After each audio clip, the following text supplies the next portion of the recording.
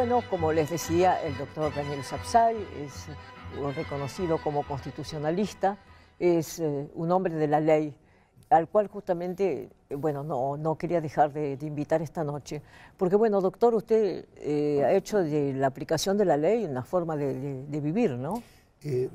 Bueno, muchas gracias por invitarme. Efectivamente, para mí, el hacer un gobierno y una actuación de todos los ciudadanos dentro de la ley es un estilo de vida que hace a un mundo civilizado. Sin eso no hay reglas, y entonces entramos en la ley de la selva.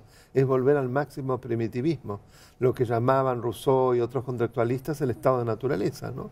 Donde lo que reina es la anarquía, el hombre es el lobo del hombre, y todos nos devoramos. Y desgraciadamente la Argentina ha atravesado gran parte de su historia sin ley, en lo que Carlos Nino, el gran jurista ya fallecido, llamó en su último libro, que es un clásico, un país al margen de la ley. Pero justamente a mí me llamó la atención justamente la otra noche en el programa de Del Moro, cuando usted se abrazó con Brancatelli, porque pensé, bueno, quizás es la forma, ¿no es cierto?, de achicar la grieta que nos separa de manera tan implacable. Bueno, esa fue mi idea, porque en lo verbal ya sabíamos lo que iba a ocurrir. Inclusive yo había pactado con Del Moro, realmente un gran profesional. Hacía mucho que me invitaban, yo nunca quería ir, porque me parecía que era un poco un circo. Entonces lo que se pactó es que él me hiciera una entrevista, que se extendió muchísimo, solos, sin que hubiera el grupo de periodistas. Pero la verdad que fui yo el que lo invité a darle un abrazo, porque consideré que desde lo verbal no nos podíamos acercar y que más allá de que pensáramos distinto, era necesario por el bien del país que mostráramos un ejemplo, nos diéramos un abrazo. Él primero hizo toda una diatriba de que yo había ofendido, bla, bla. Dije, no le voy a responder porque estoy deseoso de darle un abrazo. La verdad que me dio un abrazo muy fuerte, a mí me sorprendió. Ahora, por ejemplo, con respecto a la aparición de la expresidenta, ¿no es cierto?, frente al Palacio de Justicia, ¿no?, de Comodoro Pi, uno se pregunta, ¿no es cierto?, si hasta qué punto la ausencia, por ejemplo, de la Policía Federal, de la Gendarmería, la presencia de gente que forma parte de grupos yo diría grupos de ataque, ¿no? Mira, Mercedes Ninzi, cómo la golpearon. Entonces, ¿cómo es posible que esto legalmente ocurra en la calle nuestra? Bueno, yo creo que acá hay que deslindar responsabilidades y me parece fundamental y que se investigue. Esto es, creo que el Ejecutivo hizo muy bien de no intervenir porque todo ese radio es del judicial. Lo que pasa es que nos cuesta acostumbrarnos. Creemos que todo es el Ejecutivo, que nos mal acostumbraron. Entonces, en ese radio de Comodoro Pi, ese establecimiento del Poder Judicial, está bajo las órdenes, todo lo que haga la seguridad, al presidente de la Cámara de Casación Penal, que es el doctor Alejandro Slokar.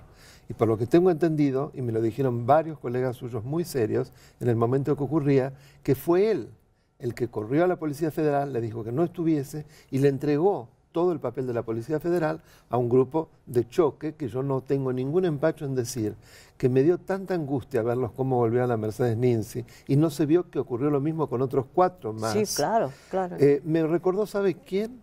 Con esos mamelucos y esas caras llenas de odio y medios rapados, al personal de la CSS en los campos de concentración. Ese eco me generó, o la juventud de estalinistas, porque coincido con Julio Bárbaro de que hay una enorme similitud entre Hitler y Stalin, más allá que uno es de derecha y el otro de izquierda, es un detalle. Lo que importa es que realmente todos los derechos que violaron y que en nombre de un supuesto bien hicieron todo tipo de maldades bajo el proverbio de que el fin justifica los medios, ¿no? Bueno, en realidad ahora están apareciendo los arrepentidos, ¿no? Sí, A propósito del fin que justifica los medios, vamos a ver qué habrá contado Fariña, por ejemplo, que no sabemos. Fíjese que justamente con la amistad que tenemos con varios colegas, también del programa de los Leuco de hace unos días, yo fui a buscar al archivo las palabras de Marijuán, del fiscal Marijuán, porque realmente es, digamos, un hombre que ha sido también muy amenazado. Muy amenazado y su familia, porque las hijas, una hija inclusive ahora denunció. En aquella época no se denunciaba porque se sabía que era muy peligroso denunciar. Exacto. Pero ahora por suerte se lo hace. Y justamente en los Leuco, Marijuán lo decía así. Eso que a veces las investigaciones son muy difíciles, muy arduas. Hay elementos externos, como lo señaló recién el doctor Campagnoli, que yo también en alguna medida, en mucho menor medida que él, las padecí, que también ponen palos en el camino, y entonces las decisiones judiciales a veces no van de la mano con la expectativa o con la íntima convicción que tienen muchos ciudadanos. La gente tiene que entender que la causa denominada Lázaro Báez o de la ruta del dinero no es solamente, no está integrado solamente por lo que la investigación periodística muy buena mostró en aquel momento, sino que esta causa tiene muchos otros hechos formadas, que se originaron fundamentalmente por reportes de operación sospechosa que fueron sospechosamente guardados por el anterior titular de la... Por José Svatella. Sí, por el anterior titular de la UIF, que yo me encargué de denunciar. Sí, es muy impresionante. Muy impresionante. Ese es el mundo en el que estamos viviendo. Desgraciadamente. Y además, lo que me parece que es muy interesante es poner de resalto que en el día de ayer el Colegio de Abogados de la Ciudad de Buenos Aires, cuyo presidente es el doctor Guillermo Lipera, han hecho un pedido elevado al Consejo de la Magistratura para que se audite el funcionamiento de los tribunales federales, en particular aquellos que tienen que ver con la corrupción, Comodoro Pi. ¿Por qué? Porque ellos con muy buen criterio consideran que el artículo 114 de la Constitución, que regula el Consejo de la Magistratura, al exigirle que asegure el buen servicio de justicia, si una elevación a juicio, en promedio, en casos de corrupción dura 10 años, la elevación a juicio, evidentemente algo no funciona bien.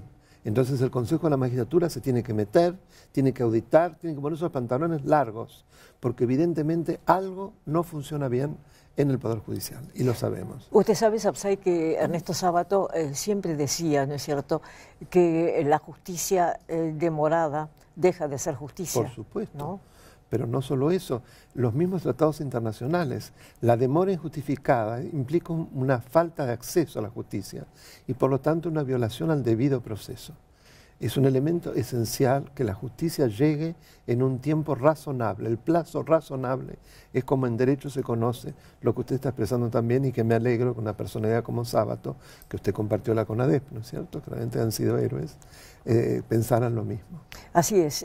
No, y además, ¿no es cierto?, la vida humana desgraciadamente es breve, ¿no es cierto? Sí, o sea que no puede ser que por una decisión también humana sea corta o mal empleada en el caso en donde la justicia no se ha ejercido como correspondía, ¿no? Por supuesto, pensemos no solo en estos casos que son gravísimos, que finalmente las causas mueren y que la mayoría de las veces es a propósito por la complicidad entre determinados jueces y determinados políticos y determinados empresarios y determinados sindicalistas, y podríamos seguir, sino el tema, por ejemplo, de los jubilados.